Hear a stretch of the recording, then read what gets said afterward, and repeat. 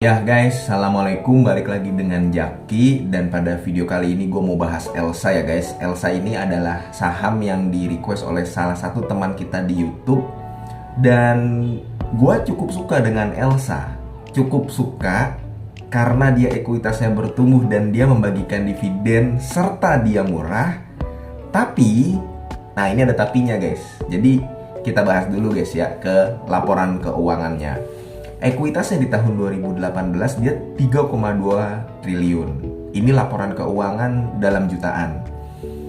Di tahun 2019 dia 3,5 triliun, tahun 2020 3,7 triliun, tahun 2021 3,7, naik sedikit, dan tahun 2022 4 triliun guys.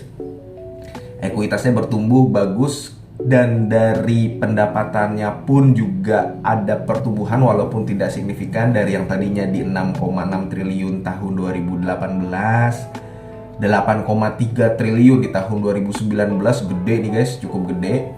Tahun 2020 7,7, tahun 2021 8,1 triliun, tahun 2022 sampai di kuartal ketiga ini adalah 8,5 triliun. Dan untuk laba bersihnya di 276 miliar, 356 miliar tahun 2019 tuh yang gede. Tahun 2022 149 miliar. Tahun 2021 ada imbas pandemi barangkali ya, jadi 108 miliar dan 290 miliar. Ini berpotensi menyamai laba bersih di tahun 2019. Dan itu guys. Untuk ekuitasnya, pendapatannya, ekuitas terutama itu bertumbuh guys ya untuk Elsa.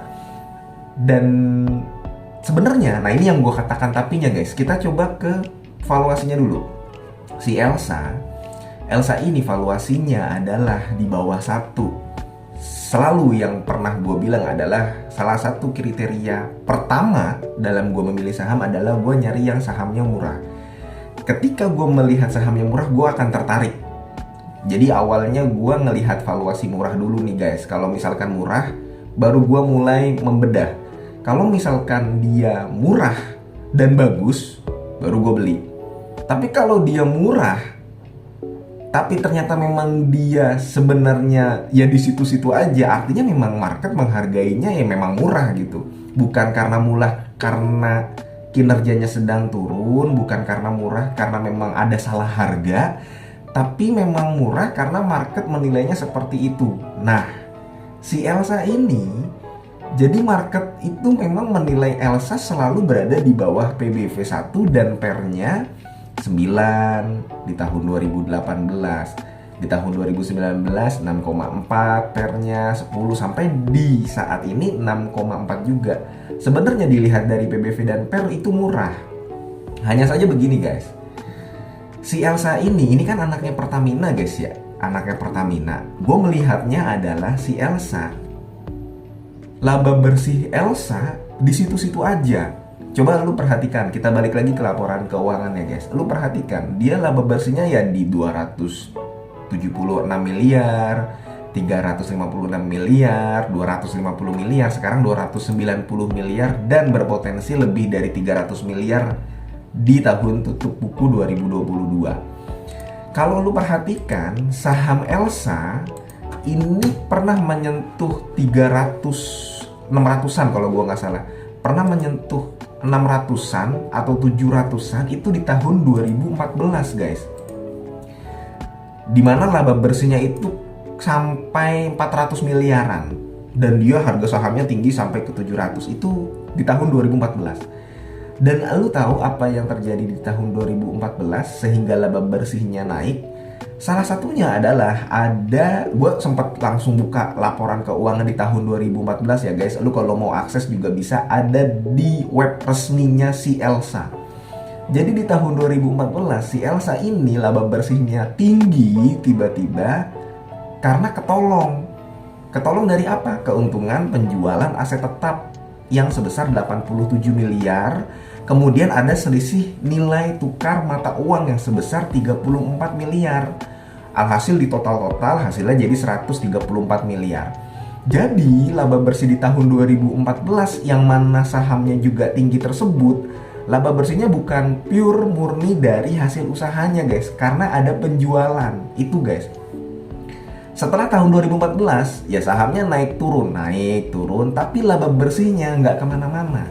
Makanya gue melihat bahwa Elsa ini sampai dia naik ke 1000, 1500 itu sangat berat kalau kinerjanya masih begini-begini saja. Nah, terus terang gue sendiri kurang menguasai industri dari Elsa ini ya guys, karena dia kan bergerak di, lu kalau lihat laporan keuangan terbaru lu bisa cek bahwa si Elsa ini adalah bergerak di hulu migas ya. Kemudian si Elsa ini pendapatannya itu ada dari pihak ketiga dan dari pihak berelasi. Total pendapatan di tahun 2022 ini kan 8,5 triliun. Sayangnya yang terbesar 6,5 triliun itu adalah dari pihak berelasi guys. Nah, lu bisa baca laporan keuangannya. Pihak berelasinya itu ada PT Pertamina Petraniaga, PT Pertamina IP, PT Pertamina Hulu Indonesia, PT Pertamina Hulu Energi, PT Perusahaan Gas Negara. Dan yang paling besar adalah PT Pertamina Patraniaga sama PT Pertamina EP. Jadi sepertinya ini kalau gue melihatnya ya guys ya, lu pasti ada yang lebih paham, ada yang lebih menguasai industrinya. Barangkali lu kerja di Elsa atau punya kenalan di Elsa. Tapi gue melihatnya bahwa kinerja si Elsa ini, pendapatannya dan laba bersihnya mentok di situ-situ saja. Karena ya memang dia bergerak, berkontribusi dan mencari cuannya itu ya dari pihak berelasi paling besarnya, dari PT Pertamina itu sendiri. Gue sempat baca berita guys di web, kalau misalkan ada banyak perusahaan internasional yang mengeruk minyak di Indonesia guys. Ada Chevron, ada Total, Pertamina salah satunya gitu ya. Tapi kalau Chevron sama Total dan Petronas kan juga ada di Indonesia ya, bisa jadi dia nggak pakai Elsa ini gitu loh. Elsa ini ya dia di seputaran Pertamina aja. Kalau gua melihatnya seperti itu. Kalau lu ada yang lebih paham silahkan lu bisa tambahkan di kolom komentar. Bisa jadi itu bermanfaat buat gua, karena gue juga bisa belajar dari lu, dan bermanfaat buat yang nonton. Nah, gue melihatnya begitu guys si Elsa ini. Jadi kalau misalkan ditanyakan apakah si Elsa ini layak investasi atau tidak, layak. Kalau gue melihatnya layak. Karena kenapa? Ya itu tadi gue lihatnya. Gue nggak masalah punya saham ini salah satu di portofolio gue. Misalkan gue ada 10 saham, gue punya satu seperti Elsa, ya nggak masalah juga. Perusahaannya bagus gitu kan. Dia bagi dividen, dia harganya murah, valuasinya, ekuitasnya juga naik. Nggak rugi punya satu di portofolio itu, lu nggak rugi. Tapi lu jangan mengharapkan capital gain yang besar dari si Elsa ini.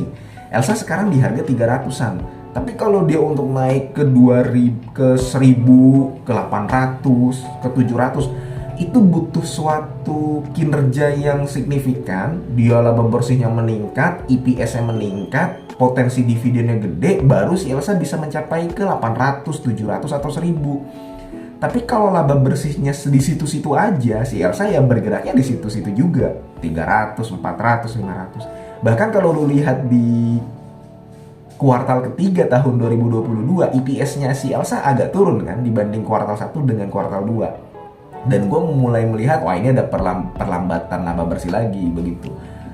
Jadi seperti itu guys untuk Elsa.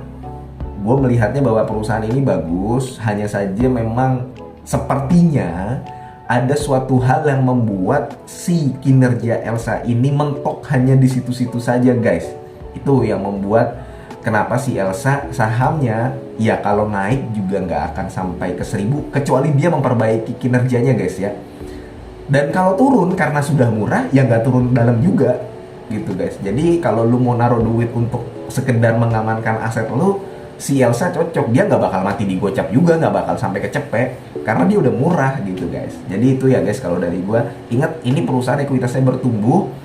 Hanya saja memang yang gue lihat laba bersihnya di situ-situ aja. Dia bagi dividen dan dia murah. Menurut gue ini layak untuk dikoleksi. Tapi kalau lu mau mencari capital gain yang besar sampai beggar, bukan di Elsa. Begitu guys.